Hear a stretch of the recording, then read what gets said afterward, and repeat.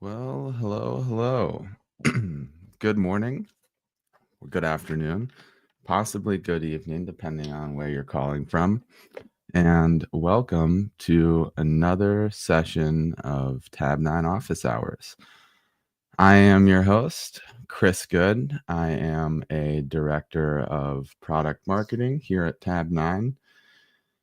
And as always, if you're new to the session, welcome. Excited to have you here. And if you're returning, it's good to have you back. Now, feel free to introduce yourself, say hello in the chat. It is just going to be me here this week again, but that's okay. We have a pretty exciting talk here. I'm going to do a big overview of Tab9 and talk about really what separates us from the pack, and that's trust, right, and control. So let's kick things off here and get things going. So without further ado, we're all here, and we all know AI is here as well. And Gartner is forecasting that adoption is going to rise even more rapidly this year, right? So they're saying by 2028, 75% of software engineers will use AI code assistants. And that number is up from less than 10% in 2024, right? And that's not really surprising, right? Excuse me. Because AI is fundamentally changing software development, and the productivity gains from using AI code assistants for engineering teams have been incredible, right? Regardless of what tool you're using. And whether AI code assistants or an LLM, these solutions have real value and are helping engineering teams deliver exponentially faster than before. And specifically here at Tab9, the increase that we've seen our customers come to expect is a range of 30 to 50% increase in productivity gains from across the full task or across the full set of tasks that constitute the SDLC, right? Now, Gartner is also reporting that by 2028, 60% of IT operations will be supported by AI agents. And that's up from less than 5% in 2024. And 40% of engineering leaders, the performance, or for 40% of those engineering leaders, the performance quality of AI agents is their most important consideration factor when deciding to select a vendor, right? And the biggest problems that we're seeing yet is you don't know, there's no visibility, right? You don't know what the agent is referencing or ignoring, right? There's no alignment. It writes codes that violates your security, your architecture, your quality standards. There's no currency right now, right? Your code changes daily and the model doesn't keep up. And there's no consistency, right? One team's agent follows the rules, another team's agent doesn't, right? And then there's no safety net, right? Every mistake means rework, means delays, means silent failure in production, right? Hope I was a slide early for you. So the difference, right? What makes Tab9 different here is it starts with our context engine, right? Unlike generic AI tools, Tab9's agents aren't guessing, right? They're grounded in your actual real-time code base, right? They understand your architecture, they understand your style guides, your testing patterns, your team's specific way of building software, right? And that means that the code that they generate isn't just plausible, right? It's aligned with your standards, it's validated against your guardrails, and it's delivered in a way that your developers can trust and adopt, right? And that's what we mean by enterprise grade AI. It's not just fast, it's controlled, it's governed, and it's performant. Because scaling AI without trust or control, that's just scaling chaos, right? And with Tab9, you get the speed of AI without compromising the integrity of your entire code base. So one thing we like to say here is that any agent can write code. Ours actually earn your developers' trust, right? So let's go back where we've been and where are we going from here, right?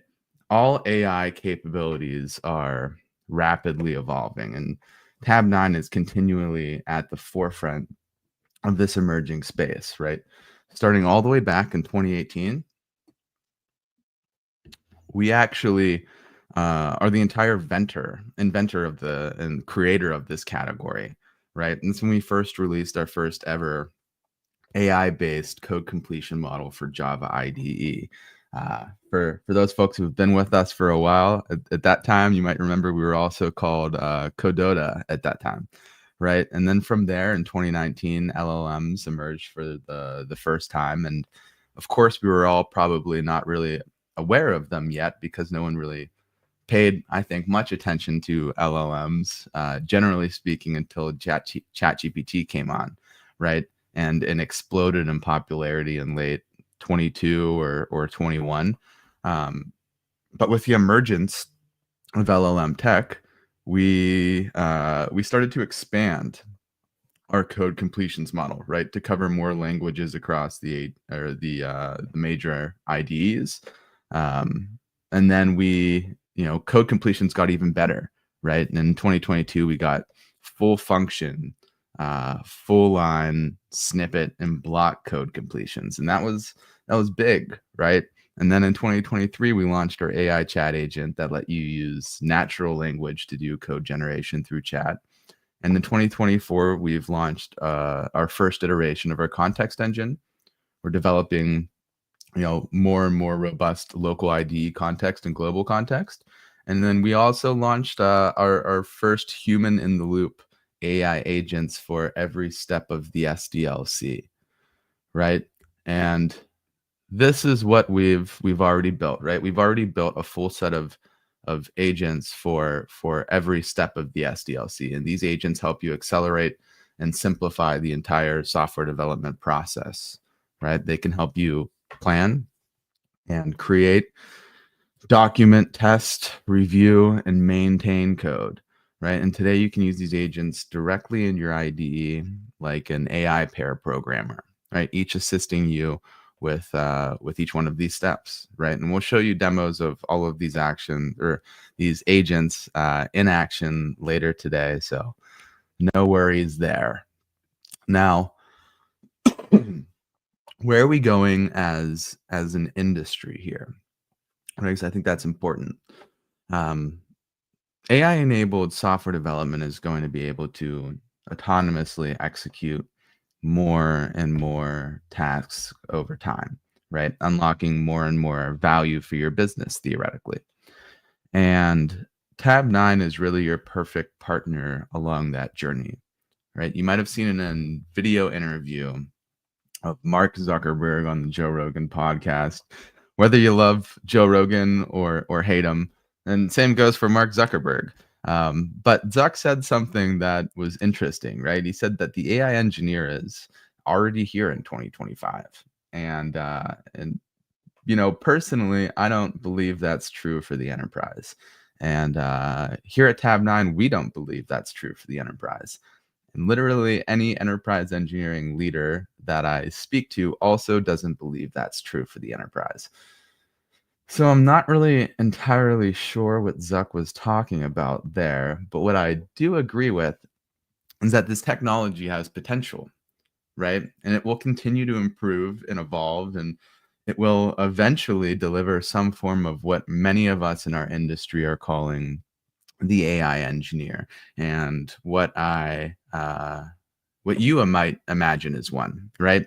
But this isn't happening tomorrow, and it's not happening this year. And forecasts of when it will happen range from as near as 5 years away all the way to multiple decades, right? So the truth is, if anyone actually tells you they can accurately predict when something like a fully autonomous AI engineer will emerge, that is a statement that you should take with a grain of salt. So we've grounded ourselves by looking at what's actually happened, right? So, and where we are, right? And that's from transitioning from an AI coding assistant to semi-autonomous, human-in-the-loop AI agents for specific tasks and capabilities in the SDLC, specifically for those mature enterprise engineering teams. Now, before we get though to that true agentic AI engineer for software development, that these mature enterprise engineering teams can actually trust and use, right? There are some things that need to happen. And agentic AI needs to be able to use deep organizational insights. And for that reason, in an analysis by a number of independent researchers, Get Clear is a great example of the study that came out. And if you follow me on LinkedIn, you can message me and I'll share that information with you later this week. But in this analysis by these independent researchers, it was observed that in some cases, as adoption of AI generated code rose, right, so did the number of rejected pull requests, right? And in some of these cases, that meant there was a massive amount of rejected code at code review. But why would that be the case? Right? AI clearly knows how to code. It knows the programming languages.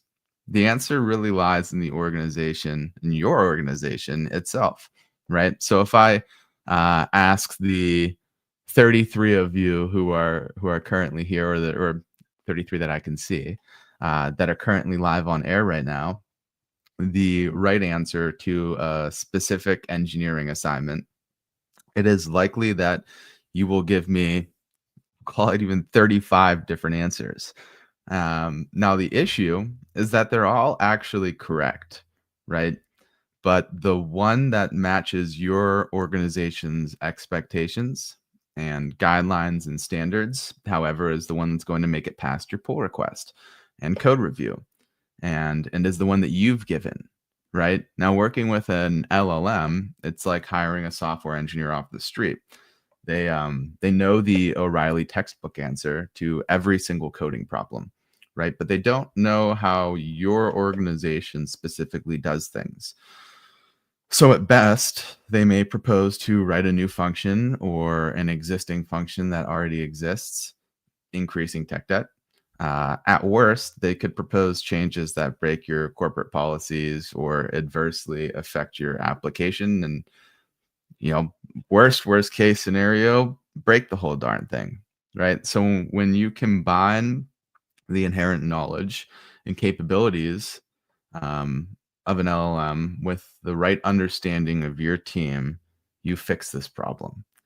And that's really layering on the right level of context, which we'll show you here later. Now, to get from AI chat assistant to AI code assistant to an AI or autonomous AI engineer, and along the way, agentic AI that you can grow to trust, right? There's two things that we need to deliver on as an industry. First is that agentic AI for the enterprise needs to be a comprehensive understanding of company knowledge and standards, right? And the second is that AI engineers need to have absolute control on the task level over the AI scope in behaviors and decision as it works, right? So it's a hell of a time to be an engineer.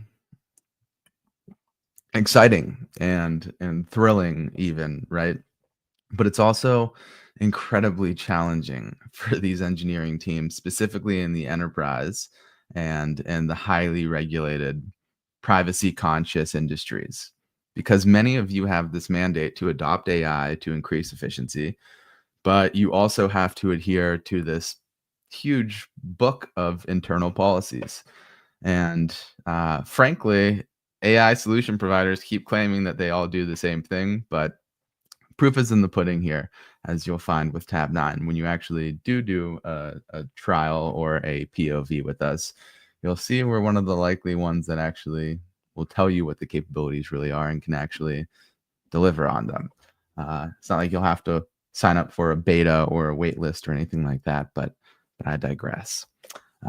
So what I'd like to offer you with today is some perspective, right? As you undertake this journey evaluating AI and deploying AI agents for your enterprise, we're really going to be your partner along the way. So bear with me a little bit longer. We're going to get to the demo here that I know majority of you folks came here for.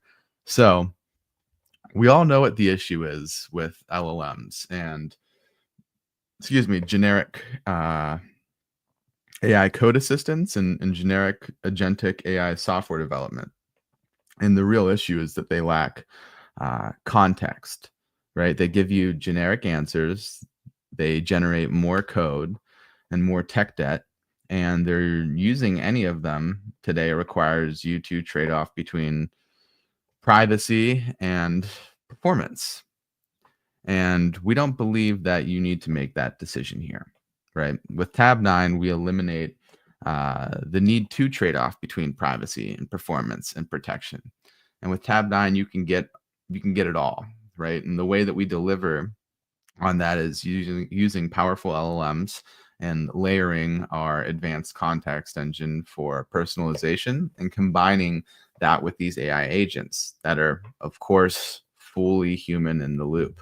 By that, I mean they're not going to go off and handle a bunch of, they're not going to go change a bunch of code without you knowing, right? You're not going to be left in the dark or not have full transparency over what the AI is doing, right? Let me see here. I do see we have a question. Hey, Tayfun. How do you handle garbage in, garbage out problem? Current practices in code are away from software craftsmanship. That is a good question. Now, when it comes to being able to handle, let's say, like garbage in, garbage out, the part of it, and I think part of the magic of Tabnine is the context engine, right? So I want to say regardless of garbage in, right? Our context engine is so incredibly hate to use the word robust, right? But robust and complex, right? So it's really able to understand regardless of the sophistication of the query or the prompt. It can pull the right context to still give incredibly accurate answers. When it comes to handling garbage code that's maybe already there, that's something that Tabnine can also do. It can refactor and modernize code, right? But when it comes to software craftsmanship and being able to, let's say at a higher level, control how your organization is even writing code to begin with, right? Not just what they're writing, but how they're writing it, their standards, their policies, the guidelines. You can also enforce all of that across every user that's using Tabnine, right? And we'll show specifics here later on in the demo and throughout the presentation. But when it comes to, at least handling garbage out, regardless of what comes in, which I think is the important part, you can absolutely do that with Tabnine. Let me see here.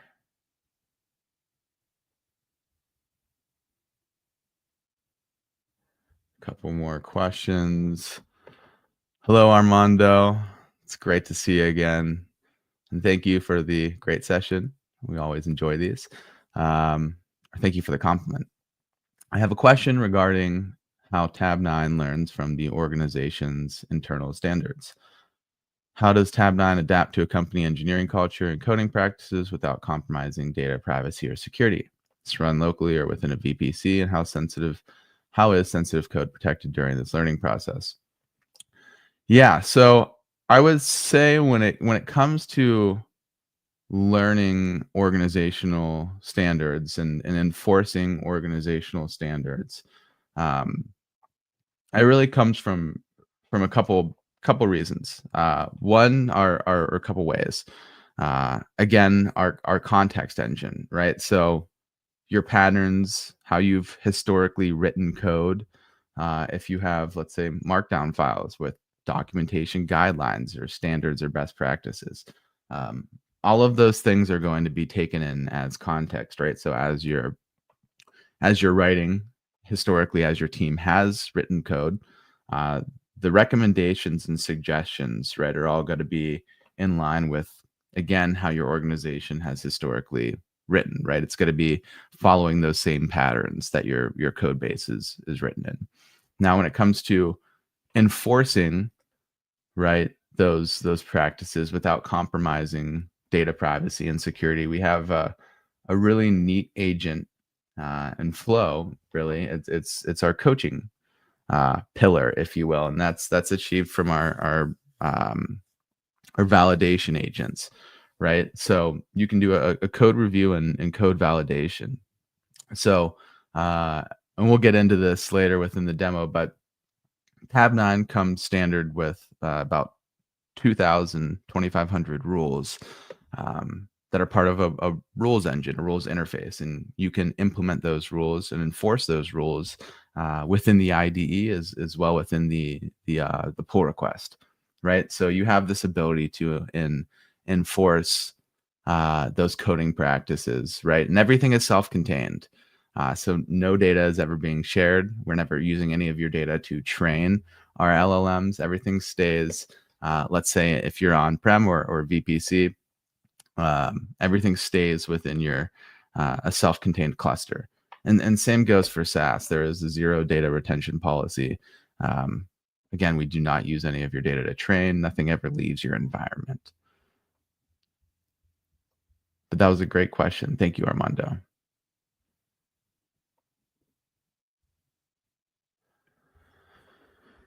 Hey, Daniel, how does Tab9 define all information available for its context? Can it be linked to an organization's private code repository or just what's locally available on your IDE, for instance? So you can do both. And that's one of the benefits to Tab9 and sort of one of the features of our context engine, right? And we'll get into, we're just about to start talking about this, but we have a handful of ways that we grab context, or you can determine what's the information available for context, right? So workspace, right? Your local IDE.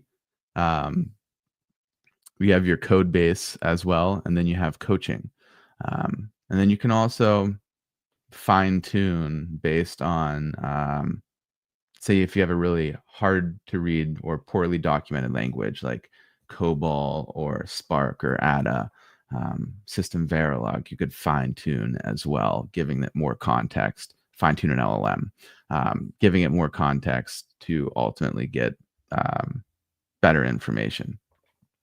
But we'll talk about all of that here shortly.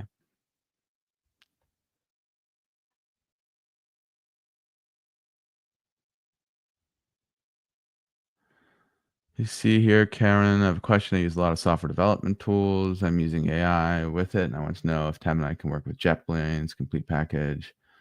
So Tab9 can work with the entire JetBrains family, right? So we have full feature parity across all of their IDEs.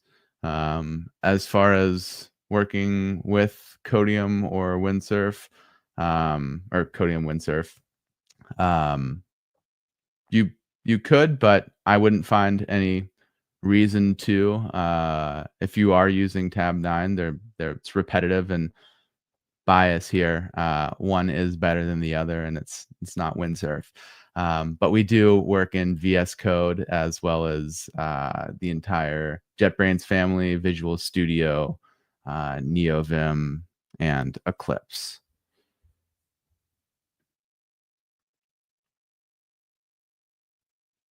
So we're gonna keep moving along just for the sake of time. Armando, I see your question there, but don't worry, we'll come back to that one. So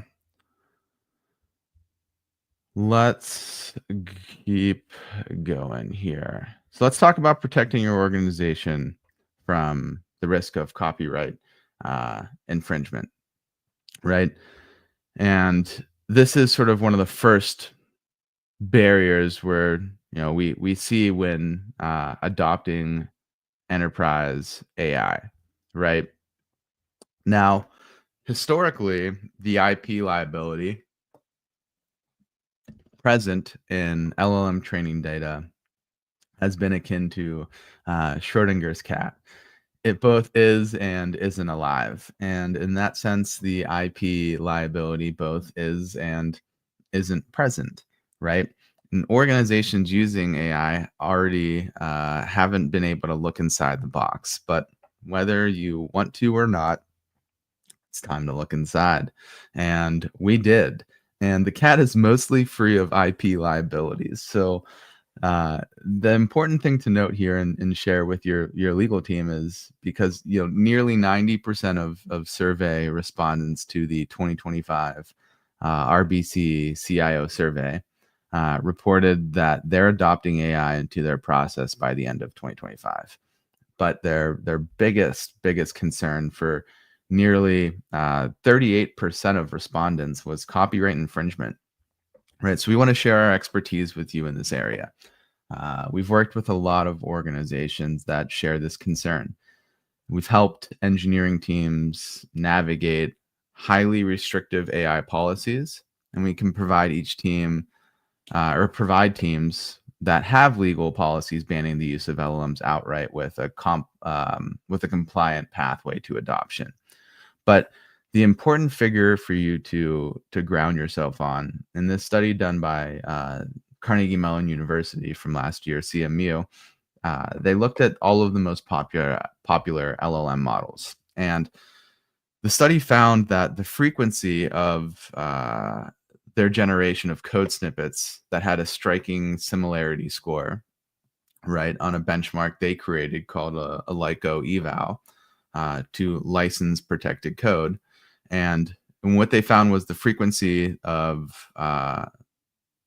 occurring, or the frequency that these, this code that was being generated with license protected code was a 0.88 to 2.01%. So what this data can tell you is that if you're using a third-party model from a reputable provider, the risk of IP liability is quite low.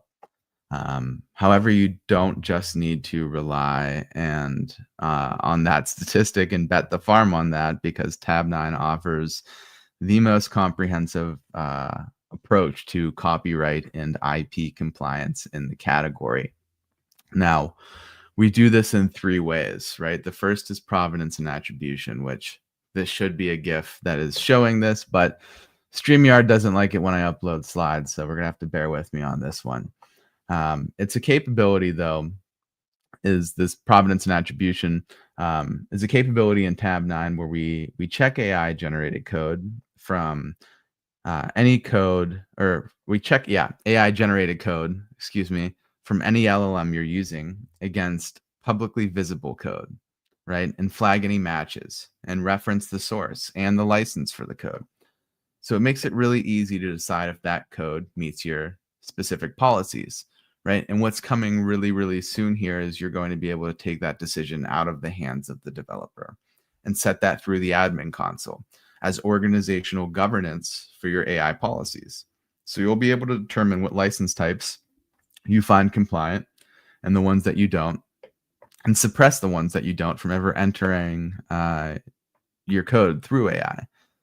And if that's not good enough for you, we also do have an IP safe LLM for our most sensitive customers. But again, we find that the need to use something like that IP safe LLM is pretty much non-existent, right? With all of the other security and privacy features that we're able to provide to our customers, that we are okay. Or we make them very comfortable, I should say, when it comes to the adoption and the use of AI. Now, what's also unique is that we're the only LLM provider on the market that will expose our full set of underlying training data, right, for our specific IP safe LLM, right? So you can access that through the Tabnine Trust Center.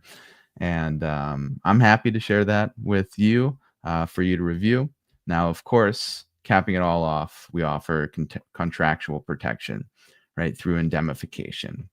And that's to our enterprise customers. So there's really no need to worry.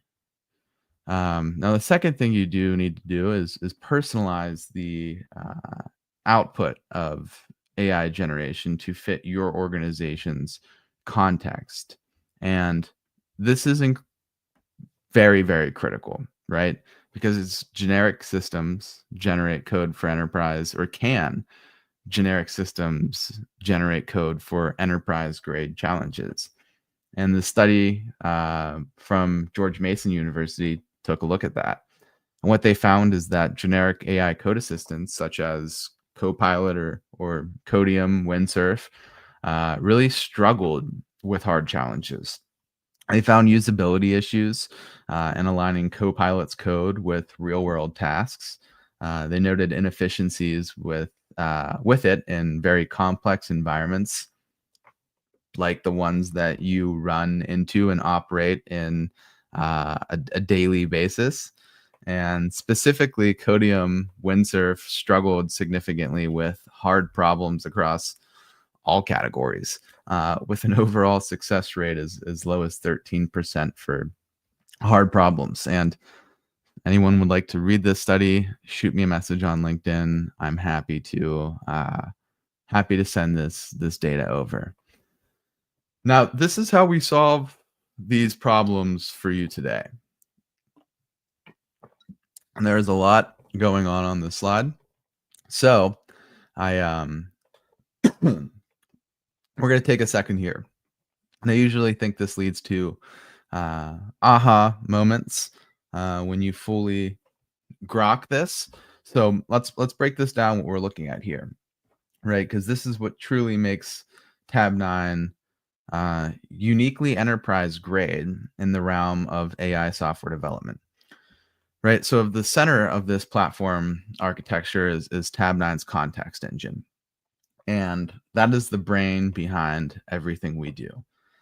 Unlike black box AI models that make guesses based on outdated or generic data, Tabnine's context engine ensures that every AI action, whether it's generating code, reviewing it, or validating it, is grounded in your real-time, real-world context, right? So here's how it works, right? You have a multi-layered context ingestion, right? So we're not just looking at the code in your open file. We're drawing from your entire workspace, your Git repositories, your project documentation, JIRA issues, terminal outputs, even knowledge base, articles, and architecture diagrams, right? We then have a semantic and vector memory. And these two types of memory work together to ensure protection, right? And precision, excuse me. And we extract relevant entities like functions and APIs and dependencies, and we create this live, ever evolving knowledge graph of your system. And this lets us reason about what exists and how it works together, right? And then we have context personalization and assembly.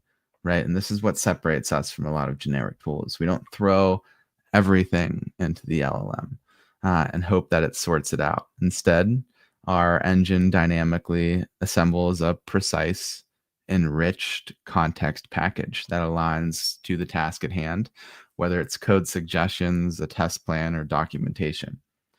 So because an environment or an enterprise environment, your code changes daily, your architecture is layered and interconnected, and your security and compliance and performance standards are non-negotiables.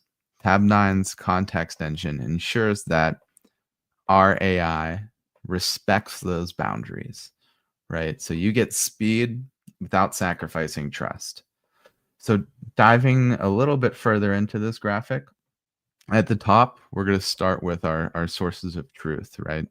Your workspace context, what's happening in the IDE, your code base context, everything that's happening across your repositories, and your knowledge base context, right? Your requirements, your docs, your tickets, and more.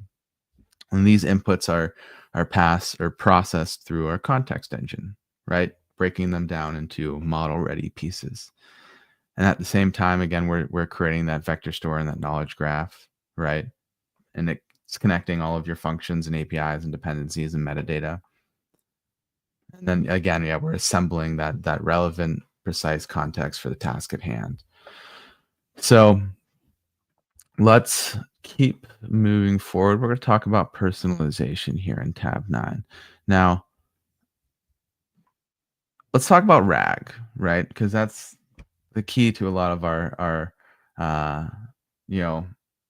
our personalization and our context, right? Why do we use RAG? What is it, right? So RAG basically gives you the output and the intended effect of fine tuning without having to perform fine tuning, right? And it solves one of the criticisms of LLMs, even fine-tuned LLMs, when it comes to coding, and that the output that these LLMs produce is out of date, right? So this is how it works with a stick figure diagram. But when you make a query into tab 9, this guy here is asking, how do I build a REST client to call the Acme services layer? Now, instead of that going straight to the LLM and spitting out this generic response, it's getting sent to the system, right? Goes into the ranked documents we've created through indexing, and then a query is rewritten, enhanced prior to being sent to the LLM before generating a response. Now, two ways, again, that we do RAG here, right? There's semantic memory. And that's basically using semantic understanding of the code base to retrieve semantically relevant entities into the inference context. And this language is specific, right? So we're going to use language servers here to help analyze the project and create an in-memory representation of the semantic information. Now, the second way that we do this is with vector memory. So in this case, we create documents that are retrieved from code sources and non-code sources. Text is chunked into model digestible pieces, and those are loaded into the vector store. Now, and that vector space is updated periodically to reflect the changes in your code, right? So if you're trying to do this through fine tuning, you would have to fine tune or run your fine tuning process on an hourly or by the minute basis. Which if you've ever tried to do model fine tuning before, you know that's impossible to do that quickly. It's also incredibly expensive and laborious. The list goes on, but clearly I do not recommend fine tuning unless it is such a specific use case, which is that you have a very, very, very hard to read, poorly documented language, again, like Spark, Ada, System Verilog, COBOL. In that sense, I think the juice is worth the squeeze. Other than that, don't fine tune your models. It's not worth it. And what this lets you do though with this vector memory is it lets you expose best practices and make code discoverable and encourage code reuse, as well as control the output of the LLM so that it fits your organizational context.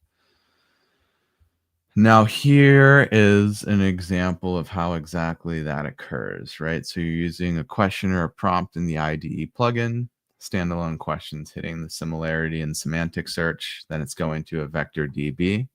It's then getting our retrieval documents and pushing all of that information that's contextually enhanced into the LLM, and boom, you've got a relevant code suggestion.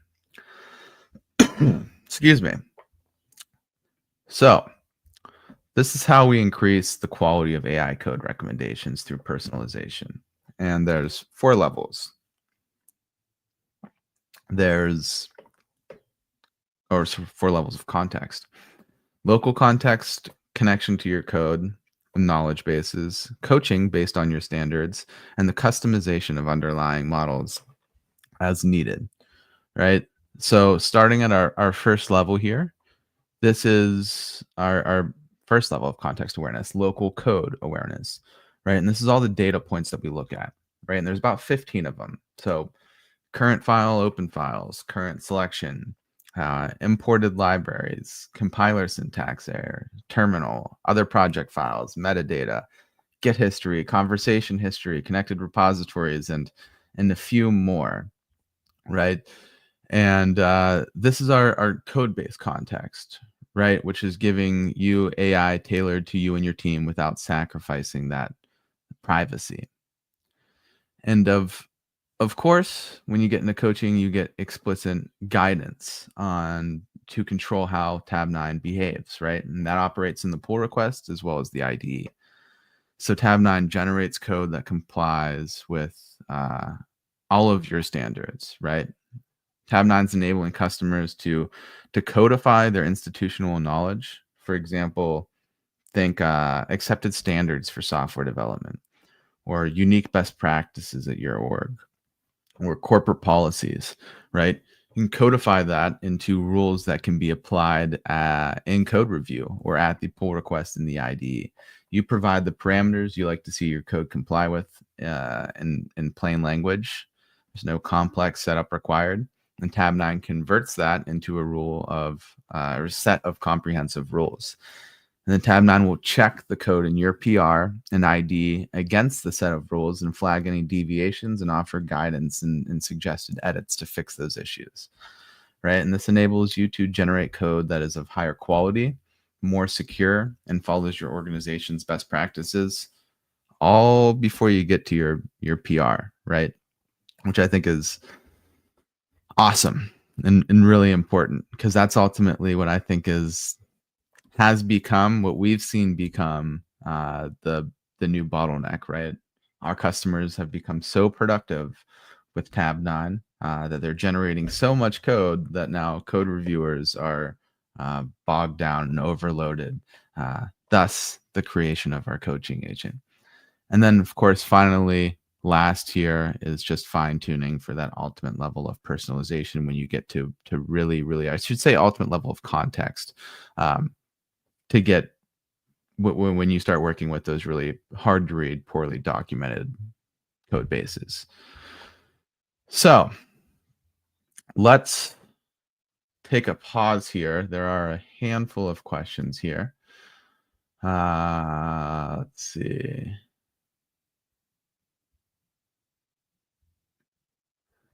So, given the risks of copyright infringement and license attribution errors from LLMs, how does Tabnine ensure that code it generates is safe to use in enterprise settings, especially when it comes to license compliance and avoiding IP liability? Does the model actively verify open source licenses to track proof of generated code? So, great question, Armando. LLMs, generic LLMs, standard LLMs don't do that, right? That's the issue. Is that they're just blindly giving you this code, or they're just generating this code, and then people are blindly taking that code and running with it. What happens is some of that code is using, let's say, code that is licensed with a GPL license, right? People then take that code, they use it in their project, and then they end up getting in hot water, right? So how does Tabnine ensure that the code that it generates is safe and is license compliant and avoids IP liability?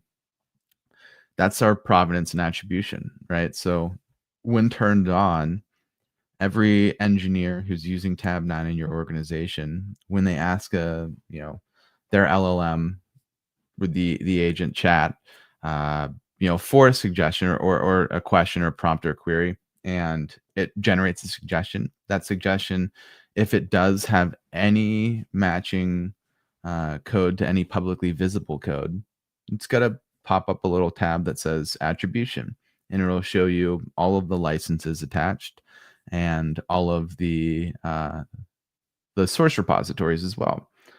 Now, let's say I'm working at an organization that has very strict compliance and liability rules, right, or standards. As an admin, I can go into Tabnine and I can set censorship, right? Censorship is something that allows administrators to block all license types, right? Or specific license types up to all of them, right? So MIT, GPL, Apache, so on and so forth. You can determine which ones are okay in your organizations and which ones you do not want to see. And upon banning those, right, Tabnine will not generate any code that has any of those licenses attached, right? Again, when it comes to IP liability and just ensuring that safety, another thing we do offer here on top of all of the other third-party model providers,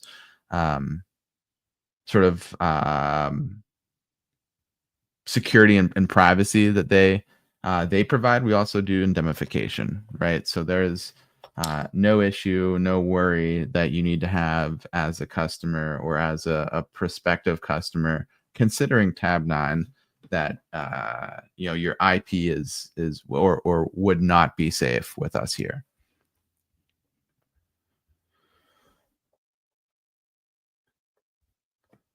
Let's see here. Just going through questions.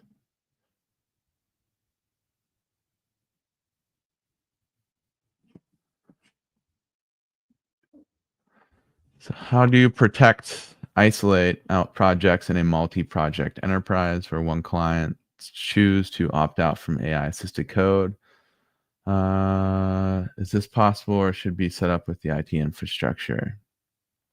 So when it comes to, that's a great question, Ruby. When it comes to, I want to say isolating projects, right? But what you can do with Tabnine is, so it sits within your IDE. It's a plugin, right?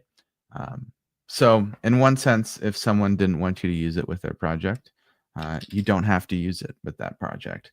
But for the projects that you do or are able to use AI with or Tabnine with, what you can do is you can connect those repositories into Tabnine, right? So if I were you and if I were in your shoes, I would connect all of my projects that are okay with being able to use AI assisted code or AI generated code, and I would connect those into Tabnine.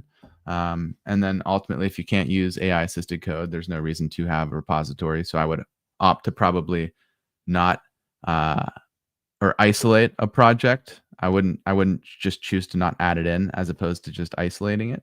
But you do have the ability to sort of customize, I guess, which teams as well have access, right? And who has sort of control or access to what features within those teams.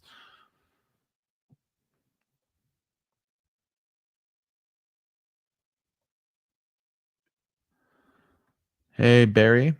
Across the orgs you've interacted with, have you observed a pattern where orgs use Tabnine to encode their rules as custom linter static code analysis rules, say fitness functions?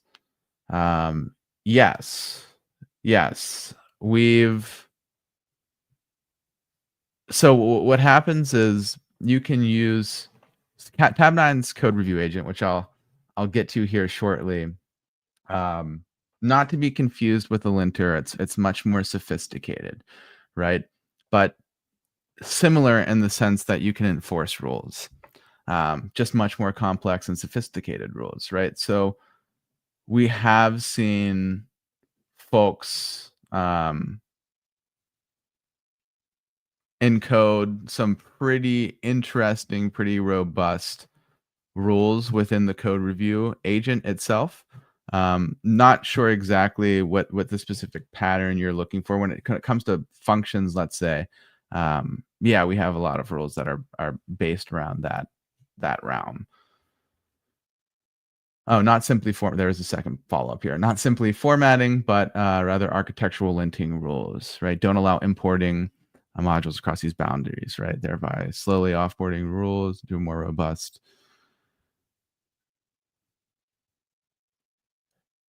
So formatting, okay. Yes. Yes, we have. I would say I wouldn't say necessarily observed a pattern. Um, but they aren't using simple formatting, right? There's the rules that are in our code review agent are things like maintainability, correctness, readability, performance, security, um, compliance, all things that a lot of them, let's say like readability or correctness, as we talked about earlier. Not sure, apologies if you were here for that or not. But the idea of asking, every person on this call right now a question to a specific engineering problem. The issue is that they're probably all going to be correct, right? But the one that specifically matches your organization's standards and guidelines and correctness or way of doing things, which um, is very unique uh, and often opinionated. Those are the types of rules that we're seeing in Tab9, right? Right, very very complex, multi-step rules that are often left up to opinion, right? So it has the ability to get pretty sophisticated there. So how does Tab9 stand out in code generation compared to other tools? What makes its code review capabilities unique? Does it use AI models specifically fine-tuned for code generation and code review? So let me start the easier ones. All of the models that we're using within our uh, the IDE or that we provide are, of course, specifically geared towards uh, code generation or software development, let's say, right? All encompassing of code generation and code review. Now, how does Tab9 stand out when it comes to um, code generation as far as other tools? Um, to give you an example from a customer of ours, we saw an 82% improvement, right, with um, chat consumption, right, with context, our local context, even same, head to head with Codium. There, folks only saw a 32% improvement, right? So what does that tell you is that the level of accuracy in the recommendations and suggestions uh, that Tab9 is bringing to the table is 2 or 3 times more accurate, right? Thus, it's got to be accepted, it's got to be trust, and it's going to ultimately improve uh, the developer's life, right? Which we're trying to do. I would say that some of the biggest differences for us would be our context engine, right? So context engine's a big one. Um, the being LLM agnostic, right? That's another big standout for us. You can plug and play any LLM you want into Tabnine, which is unusual, right? You're not getting locked into a specific vendor. You can also deploy Tabnine any which way you would like, right? So whether it's VPC, on-prem, air-gapped, SaaS, or a combination of all of them under one team, right? That's something that you're able to do. When we talk about, let's say, code review, what makes it unique? For starters, a lot of folks don't even have a code review yet, right? They're not worried about the latter half of the SDLC. They're just building and they're helping folks build prototypes, right? And that's what we found. A lot of the tools like, a Cursor, a Codium, great for going from 0 to 1, right? But most of our customers aren't doing that, right? Most mature engineering enterprises aren't going from 0 to 1 anymore. They're going from 1001 to 1002, right? So code review and in context is something that's critical. You can't work without the two, right? So in the sense of, let's say, Codium in Tabnine, Codium has a code review Chrome extension. You can let me know if you think it works. We have a full-fledged code review agent in the PR, in the terminal, in the IDE, right? And again, Razul, to sort of hint what makes it so unique, I'll give a deeper dive when I get to that part of the demo. But I would say a big thing is the linting tools are relatively fixed, right? They check code against predefined rules and patterns, right? Primarily focusing on style and syntax and basic logic issues, right? Think of it as like a Grammarly, right? It's a strict grammar checker that follows a really rigid rule book. In contrast, Tabnine's code review agent is more like an experienced senior engineer, right? Who understands your team's specific context, preferences, right? What we enable folks to do is take their best engineers and their best code reviewers and managers' knowledge, right? Best practices, ways of doing things, and we augment that, right? Via taking their rules and codifying those.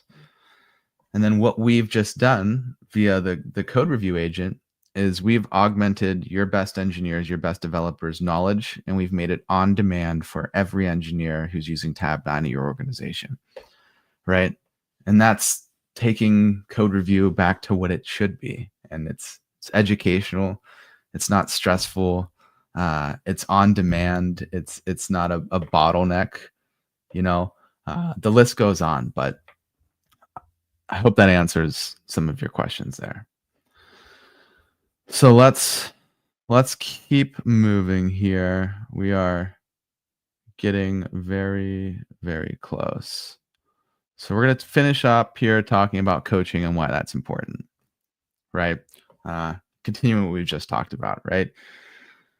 Because any AI code assistant, even a generic one, any LLM can generate code, right? But Tabnine is really the only one that can accurately validate that code. So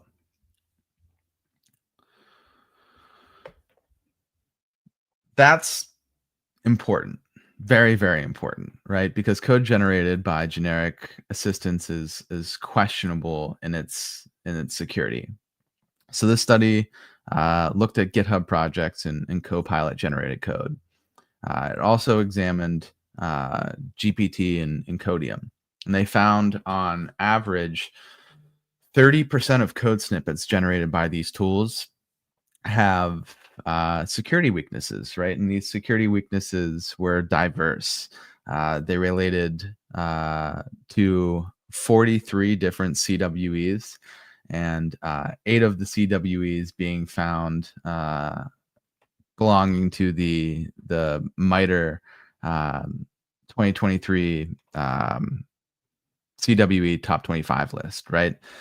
And this is a problem, right? You can't scale code generation if you're scaling security weaknesses and technical errors and bugs, right?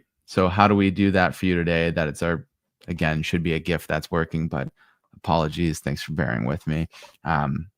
This is how we solve that for you today, right? We've have that code review agent, and we've already talked about that, so I'm not going to talk about what it is, right? But let's talk about training it, right? There's a few ways to do that, and they're all very, very simple.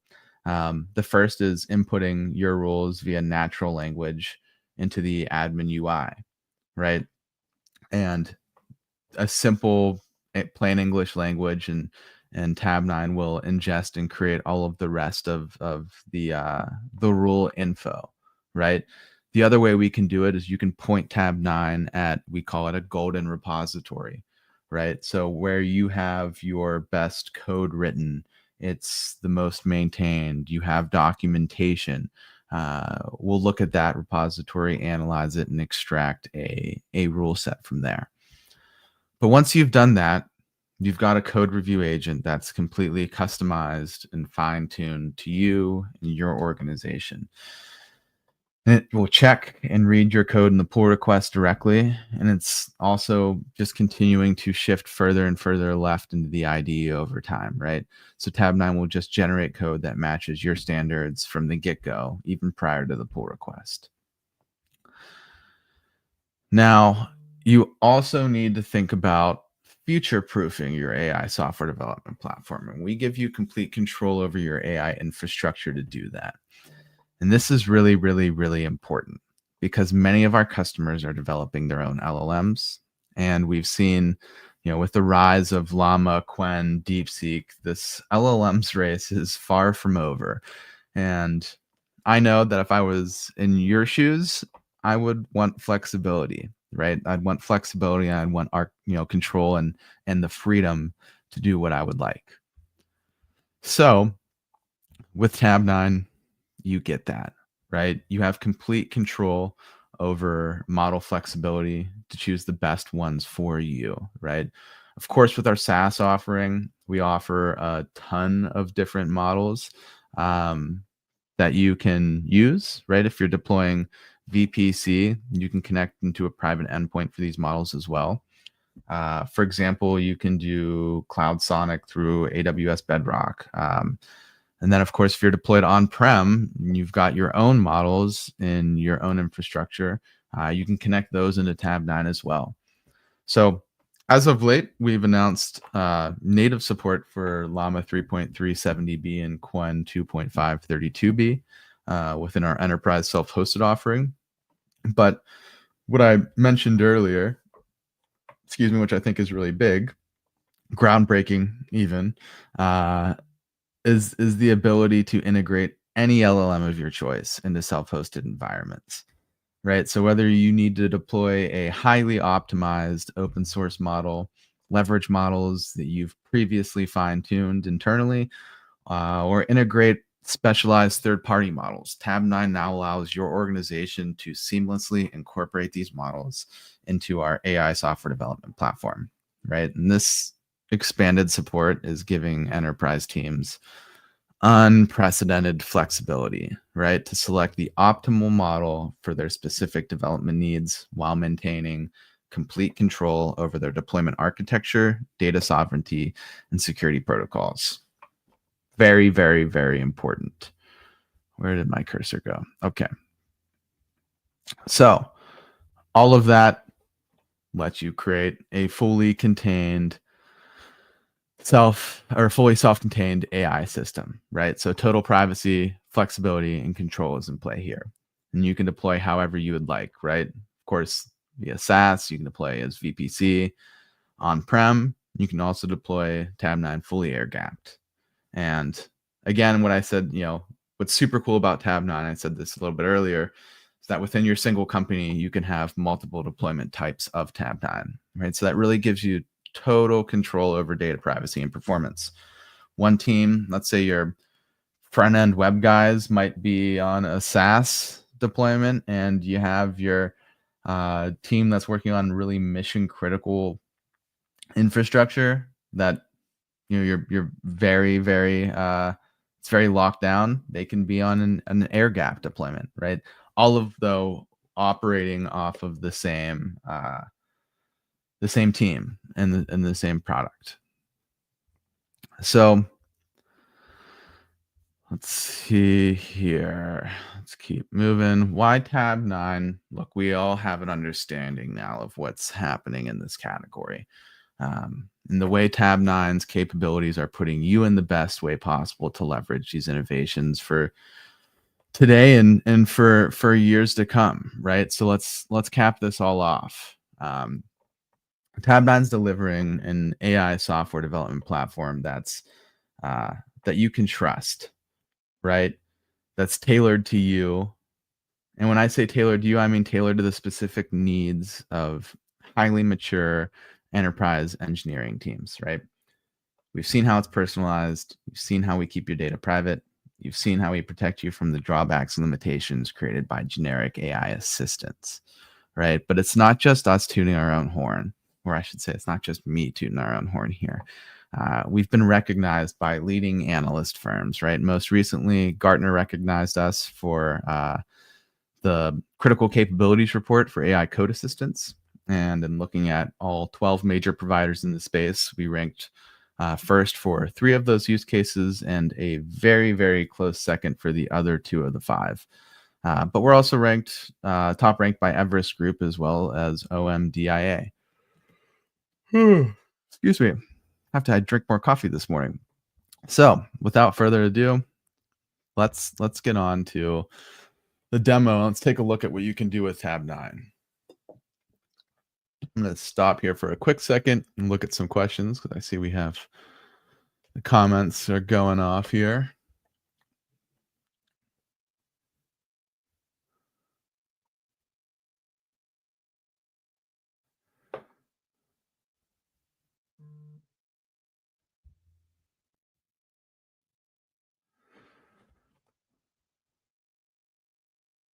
Let's see. Armando, could Tabnine's explicit guidance also be used to align architectural standards like folder structures, service layers, naming conventions across multiple teams, not just for syntax linting? This would be a game changer for large organizations struggling to maintain consistency across teams. Yes. Short answer, yes. Yes, you can do that. You can use it to align architectural standards. In fact, there are architectural rules within the code review agent already that come preloaded. So that is something we thought of from the ground up and something we've definitely seen our customers do.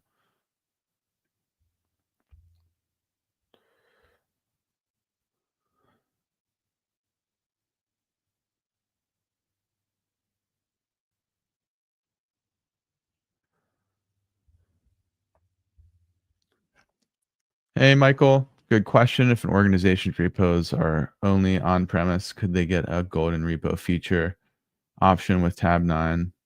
Or wait, could they get golden repos feature option only with Tabnine on-premise installation? Nope. Nope. Or excuse me. Yeah, no. Sorry, I was getting confused for a second. Early morning here. Nope, that is not specific to on-prem. Even if you are a SaaS user, you can fine tune your code review agent, right? Fine tune, train that code review agent on the repository. Okay, so let's shift gears into the demo here. Just give me a second. I'm gonna pull this screen down here. Alrighty.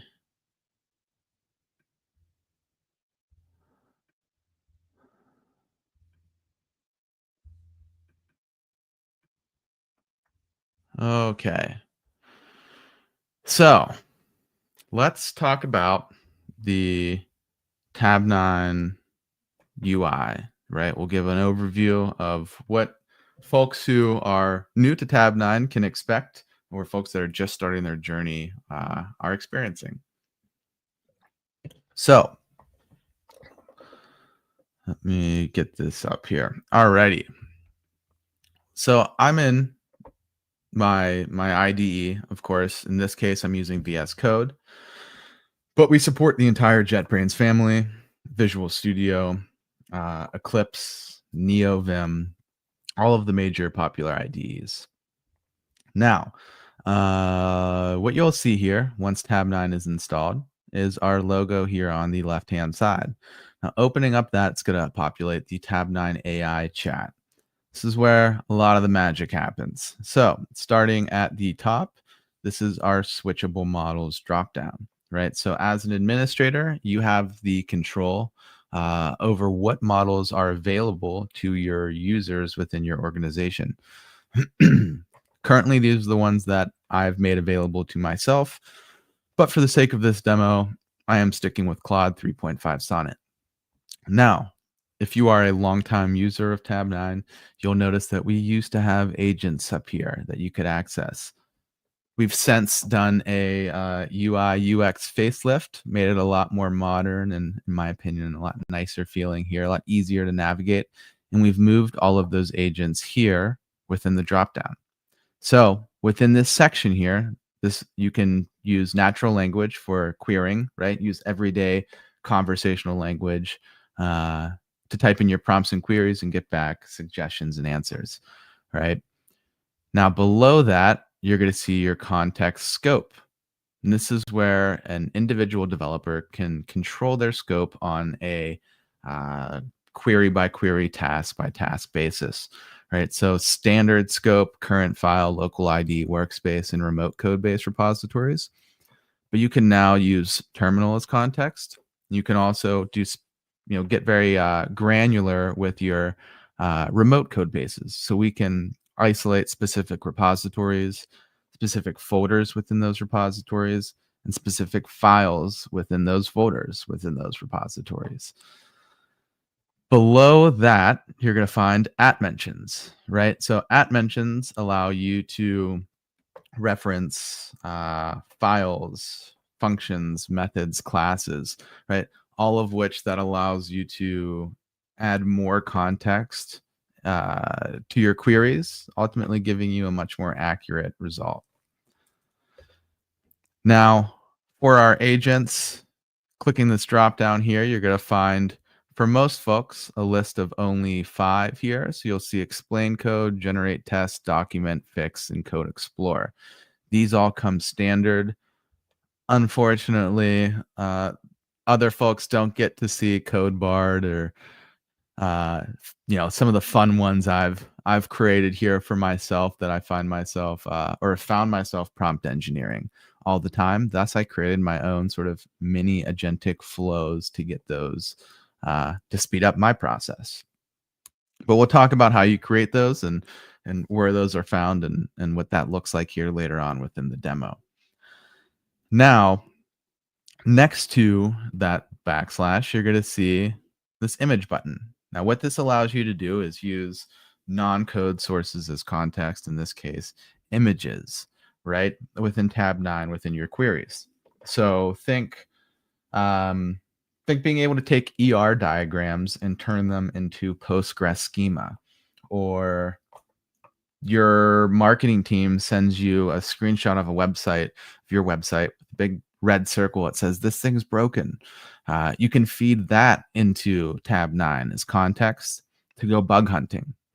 It works and it makes life exponentially easier. Trust me.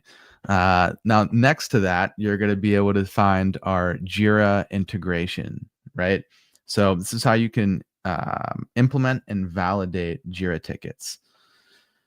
And we'll talk about this here shortly, but just clicking that button populates this dropdown, which shows your active Jira tickets. You can implement and validate from there. Now, moving towards the top here, next to chat, you're going to see this beaker icon. Now, this is our testing agent. This is where you can use Tabnine to generate comprehensive test plans for your code base or specific files or code blocks, you name it, right? So moving in, then, this is Tabnine chat. We're going to jump in here to our project, and we're going to show code completions. So Tabnine As you type, not the drop down here, but what's in gray is our auto completions, right? As you're typing in the IDE, Tab9 will generate contextually relevant code recommendations. It's automatically going to recognize your intent. So if you're writing tests, it will auto-complete tests, so on and so forth for documentation, comments, code, you name it. Now, above that, you're going to see above each block of code, our code lens.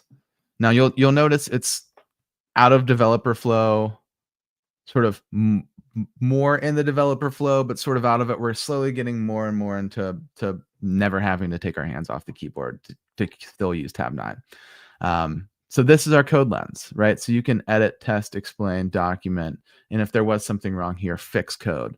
Those same agents you saw down here, just over here. Now, the last piece here is our quick commands drop down. So Command I on a Mac. This is also able to be remapped. So I know some of you JetBrains users might have a key binding issue there. Don't worry about it. I remapped it on mine. It works just fine.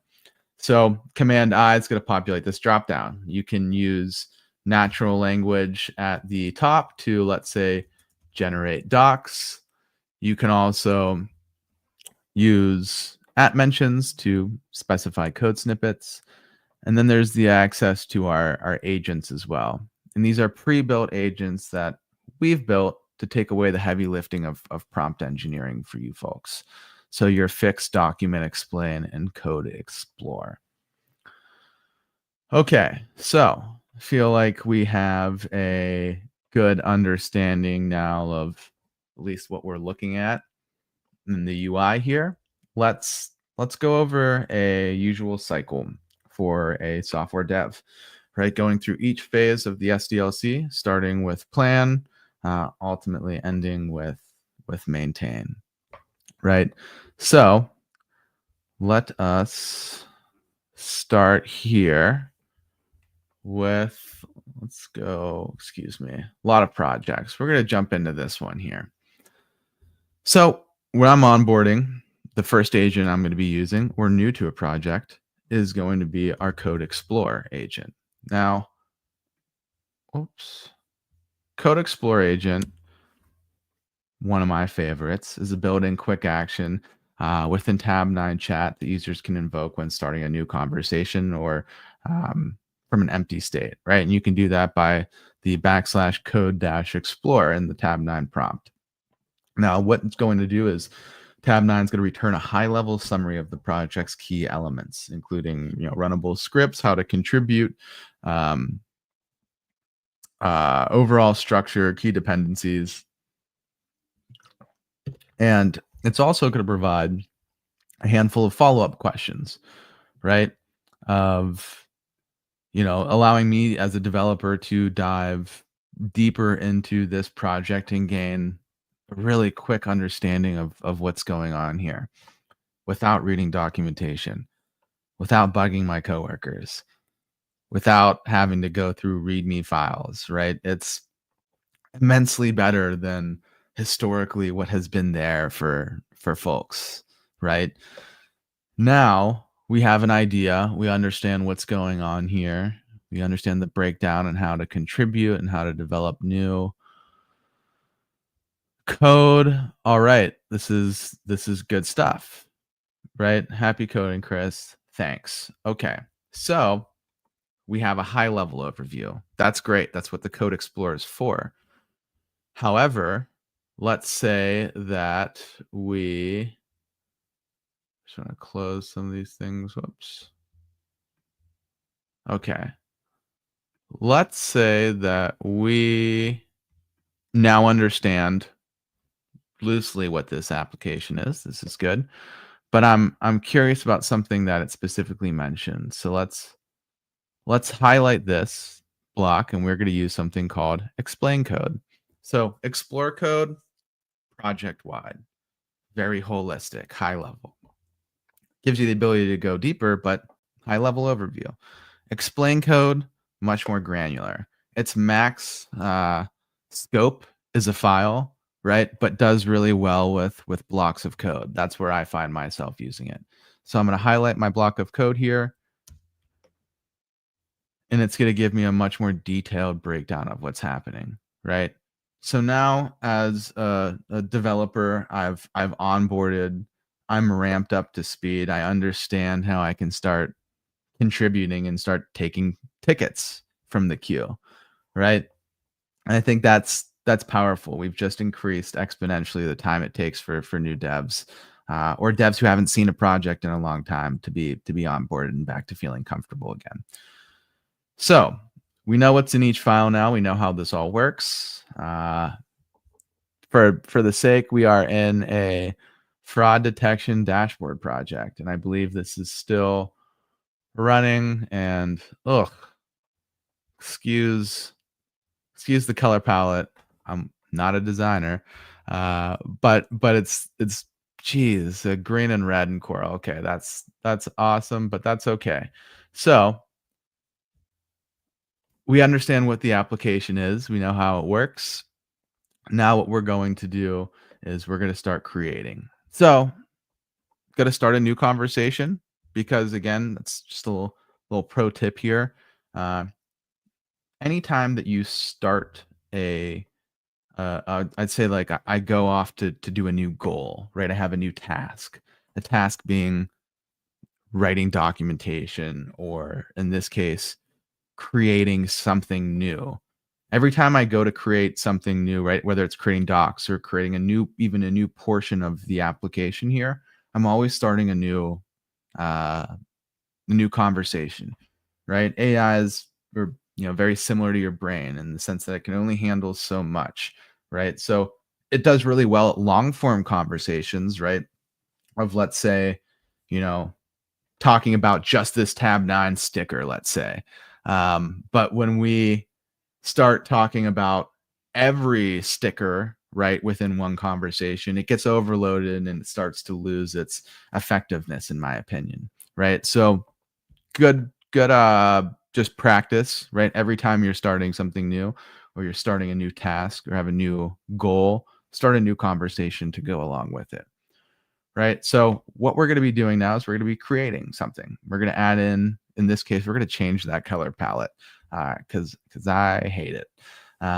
So let's use our Jira agent. And before we do that, we're actually going to bop back over here really quickly.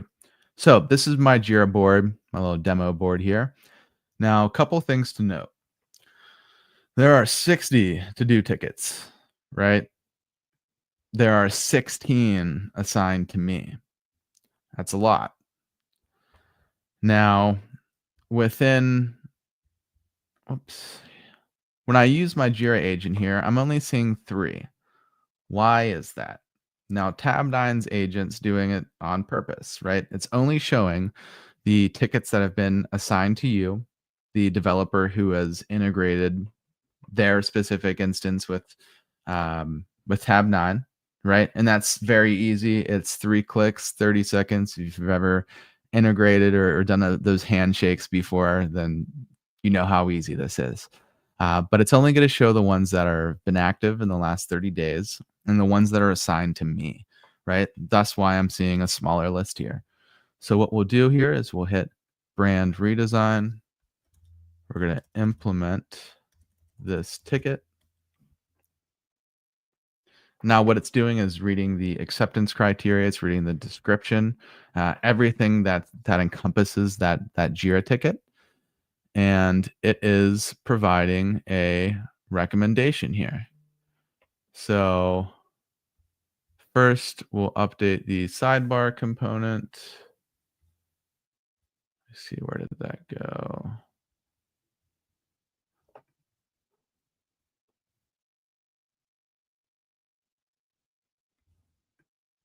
Oh, you know what? I think I might have. Let me do something real quick here. I discard that change. Bear with me here.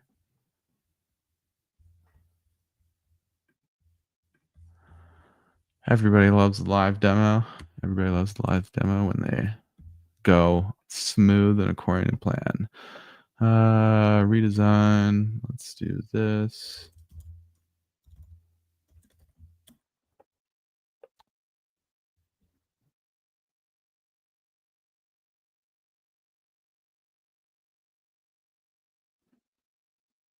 Okay. Yeah, now we're in business here. Awesome. So what I'm going to do here is we'll read through, make sure everything is okay. Looks like it is. I'm going to hit apply. Now, incredibly, that was fast, almost too fast here. This is a very powerful function or functionality feature, if you will. Small but mighty. Apply is gives you the ability to insert that code exactly where it should be, regardless of cursor location, regardless of open file, right? So I can be in a completely different end of the project that I would be writing, implementing this ticket in. But hitting apply is going to automatically insert it exactly where it should be, where Tabnine, initially instructed it to be. What you'll do is here, it'll insert that code. If there was major changes, it would be doing a big show diff, but I'll then say, okay, I'll accept this change. Boom, we're good to go here. We can check this again. Oh, maybe I implemented the same color scheme again. Anywho, let's just see if it works. Let's validate this. So with my luck, I think I might have done the same color palette, but validate this ticket.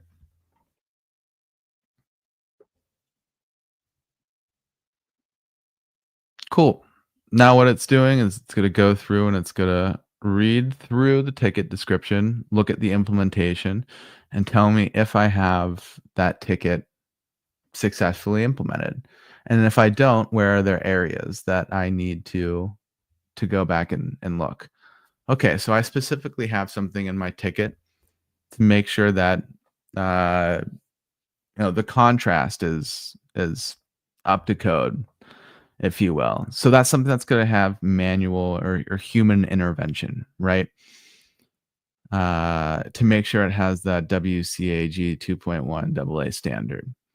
Now, what's important here is, sure, the ticket's not fully implemented yet, or is, let's not say it's not fully validated, right? But that's because I have a specific call out in my ticket description that I need to go test this, right? And Tabnine understands that I can't test that for you because it's something that's, it's from contrast, right? It's a contrast checker, or it needs to ensure that it works across all of those browsers, right? And that's something that I need to test, right? That it can't test for me. So it's important to recognize it's not just blindly saying, oh yeah, you implemented it, thumbs up, keep moving forward. It's saying, oh, hold on a second. We've done a lot of good work, but there's still some extra things that we need to go check, right? Which I find very helpful and very important. So let's keep moving forward. Let's talk about the testing agent here. And we're going to jump back over into our password generator CLI app. But before I do that, let me take a quick pause here to see if we have any questions. Does Tabnine chat only provide predefined prompts slash NAT base that we need to select from, or can we use custom inputs and prompts as well? No, you have the ability to, there are predefined ones that come standard, right? So things like your explain, generate, document, fix, code explore. And again, these are just the names of them. There's a lot of secret magic happening on the back end here that does a lot of these heavy lifting to give you really, really good answers when you run these agents, right? But when it comes to creating your own prompts or being able to use different at mentions, right? That's all things that you have the freedom and flexibility to build the ones that you see fit for your org, customize them however you would like, right? These are all ones that don't come standard in Tabnine.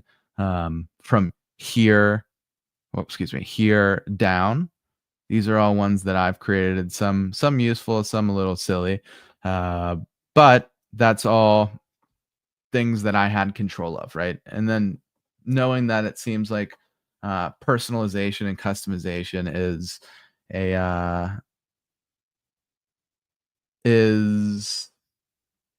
I'm drawing a blank on the word here. Oh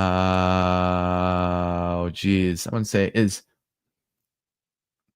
sought after feature. That's not correct. But it's something that the public, that the market is really honing for. We'll talk about that here at the latter half of this demo session towards the end, on how to customize these, how to build some of them yourselves, custom behaviors, things of the sorts. We'll get into all the nitty gritty details there. But great question, and thanks for asking them. Barry, thank you for chiming in while I was busy demoing. I appreciate it. Initially was worried about doing these solo because there's so many questions and a lot of good engagement, but it's folks like yourself that I appreciate stepping up and answering some of these questions as well. So moving forward, let's talk about the testing agent, right? And how we can generate comprehensive test plans using the agent. So located to the right of chat, so we're going to find our test agent. Now, there's two ways of going about doing it, right? And it looks like I do not have a test file here. Oh, I do have a password test. All right. So you can start from scratch, right? Generating a comprehensive test plan, or you can use previously created test plans to reiterate, right, on those test plans and get you ultimately to full test coverage or full code coverage, which is a lofty goal, but seemingly possible with a test agent like the one we have here. So we'll show, let's just use reiterating on one that we currently have built, right? So we're going to generate test plan for code. I know I have a password.java one, so let's just highlight this entire file. So if you don't have one, it'll create one for you. If you do have one, you'll select this option, hit browse, look in the drop down for your file, and boom, there it is. All right, so we've got two of them here. What you're going to see here is Tabnine's going to create this comprehensive test plan. Now, it already out of the box created this template for me, right? So these import statements. But it's going to generate a handful of tests that you can see here in plain English, with the short description. Now, it's also realizing, okay, hold up a second. He's already has these two tests here. Let's add new tests that do not apply to these ones, that are different than these ones, so we can ultimately get that full coverage, whether it's code or test, right?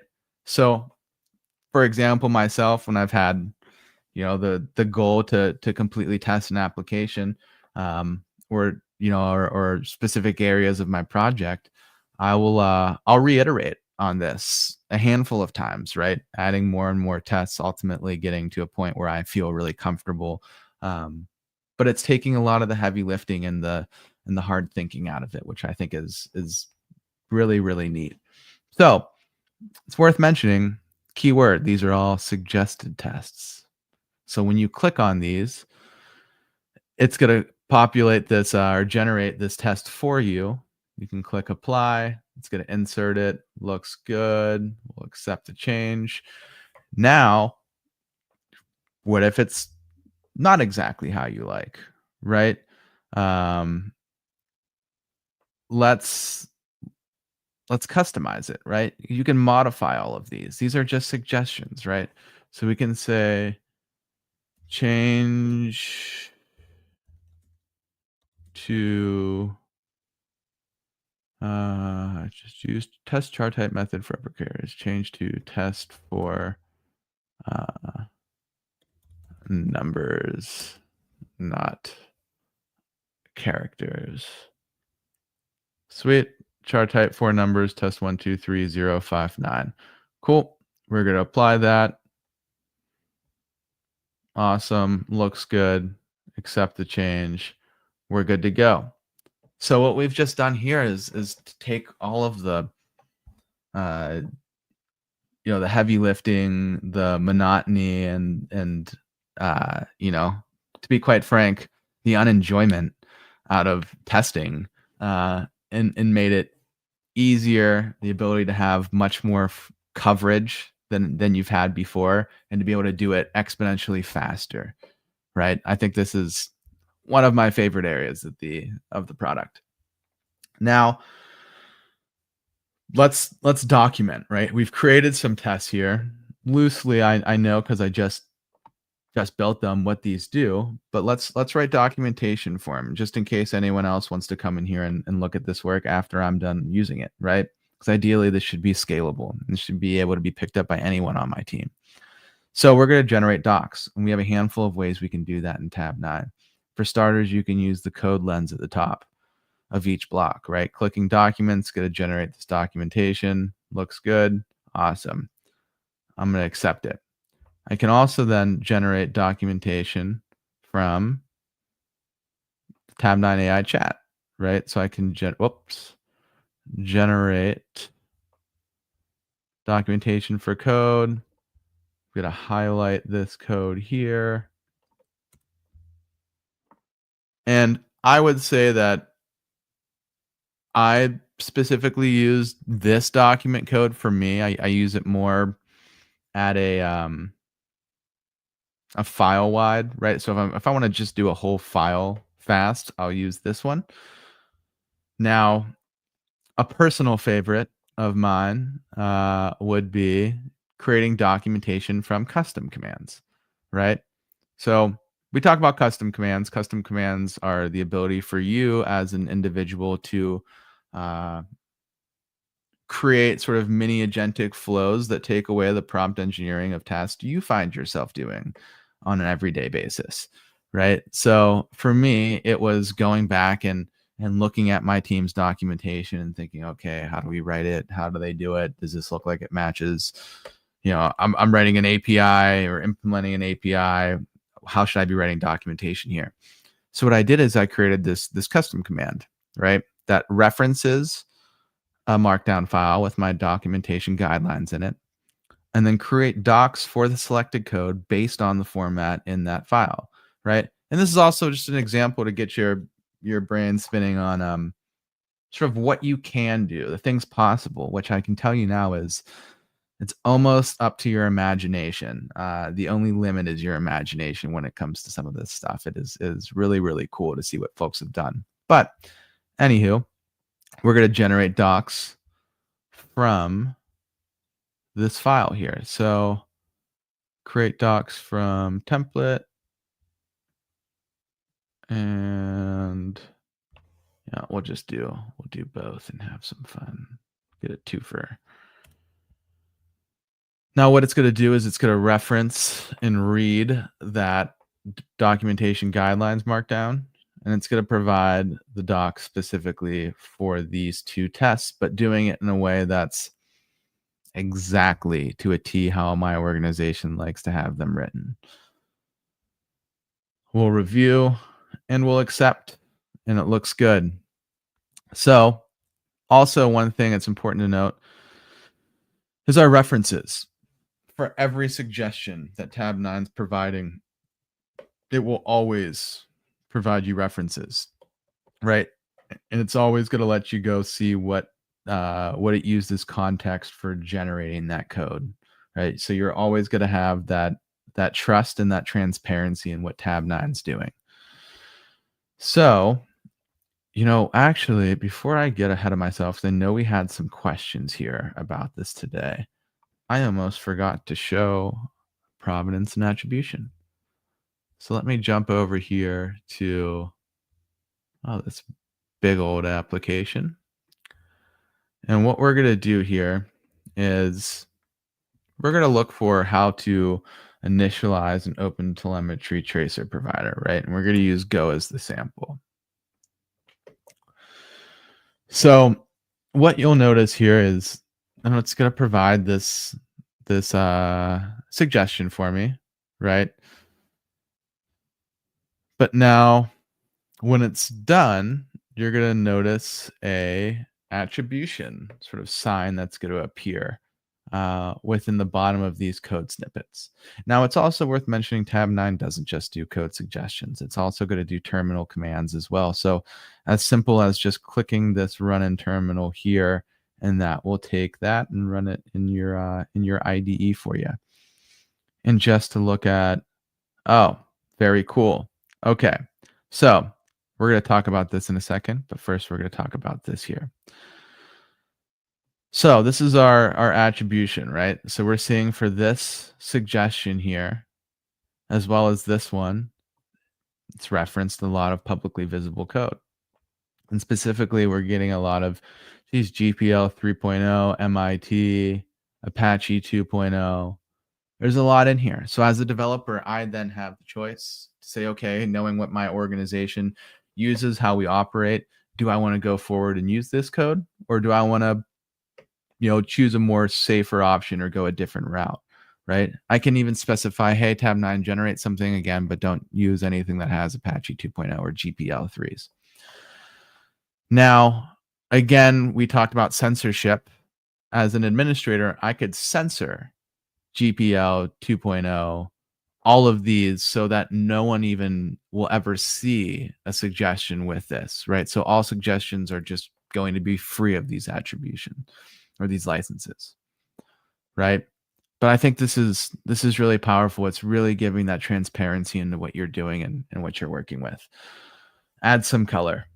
So at the bottom here, you're also going to see our references, but you'll notice that some of these are also remote repositories, right? Code-based connections just turned on, which means that any code base that's connected in a Tabnine is going to be used as context when I'm working within my IDE. So in this case, there's specific ways, for example, and this is pulling up on my opposite screen here, clicking that reference and that line is going to open up, for example, this portion of my repository, right? So where it's referencing that code from, it's going to show me exactly where it pulled that from. And it's from 0 to 154 here as context within this microservices demo, which I think is pretty powerful. So let's continue moving along here. We are going to go through, we can do maintain, right? That's one thing that Tabnine is, well, one of the many things Tabnine is very good at, but maintaining, modernization, refactoring. When it comes to having, let's say, really old code bases that's in outdated Java versions, or say PHP and moving that to Java, right? We're going from Java 17 to Java 21.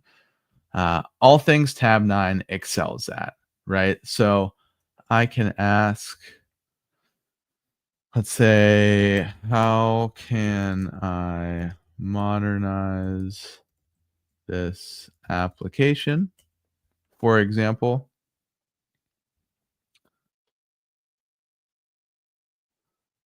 So Tabnine is going to be able to understand and draw context from this entire project, as well as my code base, and help me modernize it to get it up to speed with not only how my organization is now currently doing things, but as well as to make the application itself more modern, more up to date, right? So updating things like, okay, JB crypt in your library as opposed to just a basic encryption method, things like that of the sorts, right? And ultimately, you can get off of older versions or older frameworks or languages and move to something more modern.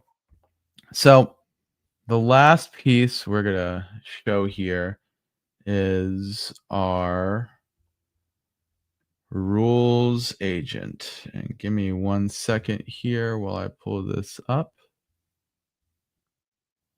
Okie dokie. I appreciate everyone who's been staying on this entire time.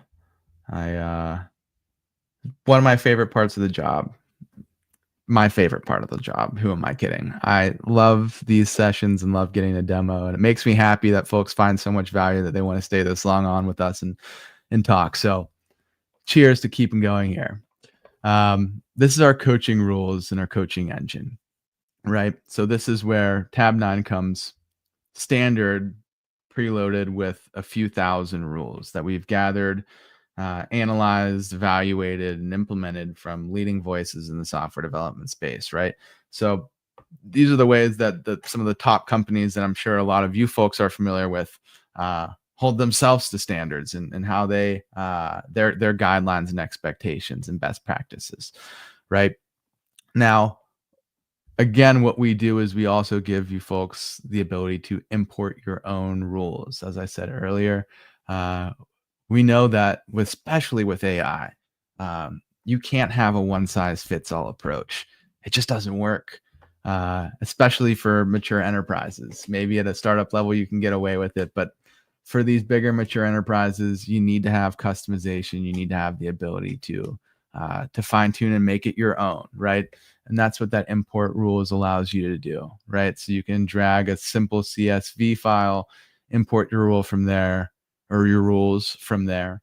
But again, CSV files pointing us to a repository, or even just sending us an Excel sheet with a bunch of plain English descriptions of rules, we can make it happen. Tab 9 will ingest and create the rest. Now, you'll see here, it's bucketed right now by major languages, but you'll find rules for maintainability, correctness, readability, performance, security. I'm probably missing a couple more here. In this case, cryptography.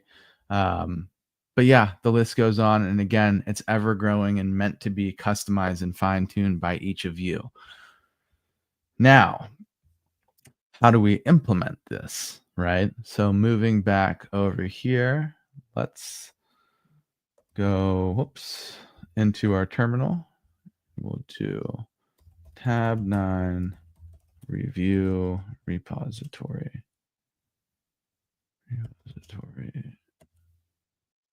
Awesome. So what it has just done is we've sent out my changes since my last commit, everything that I've changed since my last commit, to our code review agent. And it's going to compare all of those changes against that entire rules engine, that whole rule set, right? And then it'll flag and highlight any deviations and issues. And if there are possible fixes, it'll suggest those as well. So then we can, again, all doing this before we submit the PR, before it ever goes to my code reviewer. So that I can do tab 9, review report, last. And now what we have here is a report of everything that is, well, not looking so hot for this PR, looking like I'm going to get slapped on the wrist, but that's okay. This is why we have this agent, right? So I can go through here and say, okay, password generator, password generator.test, main.java, all these are failing. Let's see what these issues are. Okay, here's the file in question. Here is the violation. Here's my to-do, and here's my suggested revision. Awesome, and that'll happen for each of these, which is really, really powerful. Now, taking it a step further, heck, I can just ask tab 9. This terminal is context. We'll start a new conversation. Help me implement the, or let's implement the fixes found in code review within the terminal. Oh, I didn't add terminal as context. Hold on a second here. Do add scope, terminal.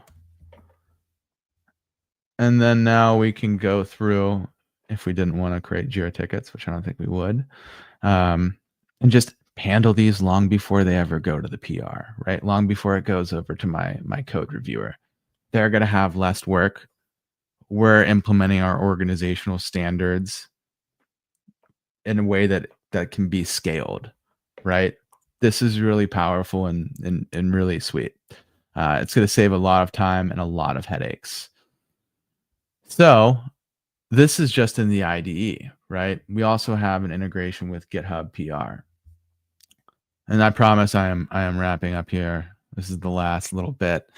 So thanks again for sticking with us. So we're going to look at a PR here. Let's say I'm the code reviewer, and this is my employee Josh. He's on my team.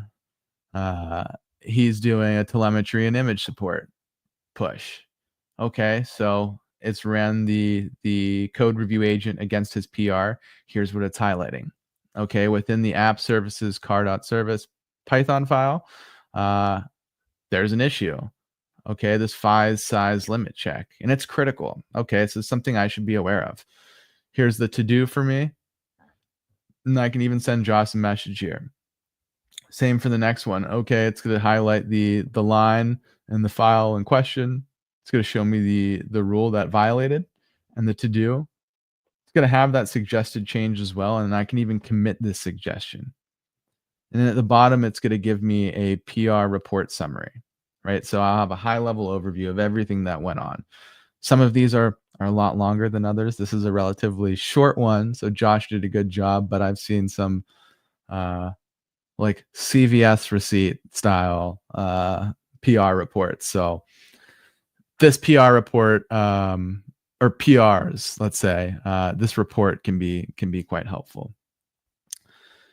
Now, I think that probably takes the cake here. I don't think we have anything else that I had outlined. What I will do for the sake of time, I know we're about to hit 2 hours here, so I'm just going to quickly show a few more things and then I'll wrap up. So settings section, if you've seen me present before, you know how I feel about this area. It's arguably one of my favorites. I joke around that settings sections aren't usually super sexy. This one is.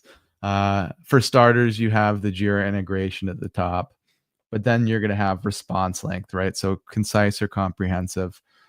Concise, great for your senior engineers, your folks that are really they're seasoned, they're veterans, they're comfortable and confident in the platform and the projects.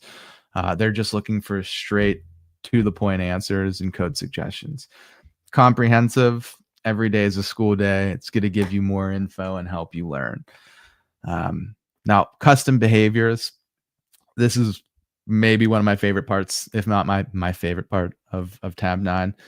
In my opinion, this fundamentally changes how individuals can interact and use Tabnine at a huge level, right?